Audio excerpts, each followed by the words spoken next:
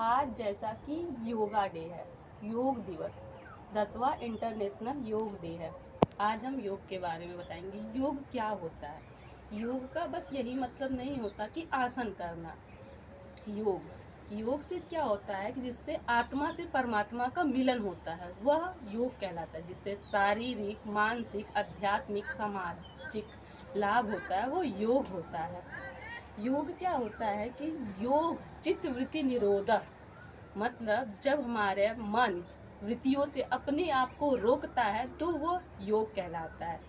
योग करने से जो योग व्यक्ति करता है उसे सफलता प्राप्त होने पे सुख और असफलता प्राप्त होने पे दुख का आभास होता है। योग के 8 अंग बताए गए हैं। आयुर्वेद का एक छोटा सा पार्ट है, इसके 8 अंग बताए गए हैं आयुर्वेद में। जैसे कि यम, नियम, आसन, प्राणायाम, प्रत्याहार, धारणा, ध्यान, समाधि।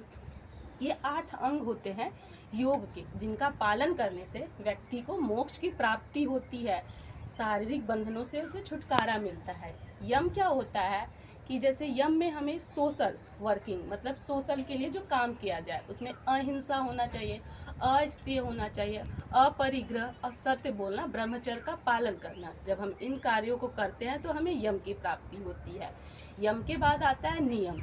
नियम से जब नियमों का पालन करते हैं तो हमारा शरीर में स्वास्थ्य का लाभ होता है। जैसे कि शौच करना, अपने शरीर को और मन को क्या करना, उन्हें साफ सुथरा बनाना। जैसे कि दंत धावन करना और ब्रह्म मुहूर्त में उठना, ये सब क्या है, शौच है। फिर उसके बाद संतोष, संतोष करना बहुत बड़ा होता है कि किसी असफलता पे भी अपने आप को उसी स्थिति में रखना, ये संतोष होता है। तप करना, तप करने से क्या होता है, हमारा शरीर दृढ़ होता है, क्योंकि गर्मी सर्दी।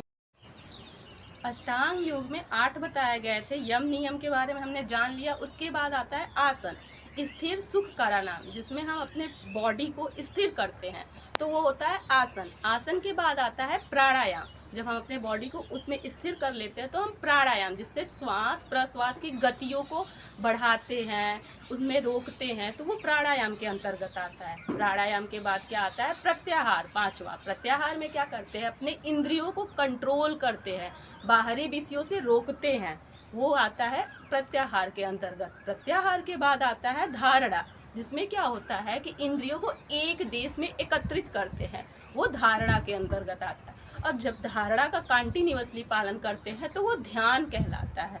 और जब ध्यान करते करते व्यक्ति अपने शरीर को, स्वरूप को भूल जाए, सिर्फ उसे अपने लक्ष्य याद रहे, तो वो समाधि का केस, समाधि होता है। तो क्या होता है, योग में मोक्ष की प्राप्ति होती है। तो इसीलिए योग अपनाएं, निरोग रहे। धन्यवाद।